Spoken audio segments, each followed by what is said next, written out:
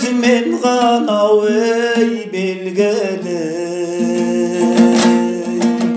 кеудеме қонғандай алтыннан да бағалы. Көңілі күлгіктен мейірімді жан еткен, түн ұйқын төрт бөліп бесік тербеткен, анаңды ау сүйсең меншесің. Көңілі күлгіктен мейірімді жан еткен, түн ұйқын төрт бөліп бесік тербеткен, анаңды ау сүйсең меншесің.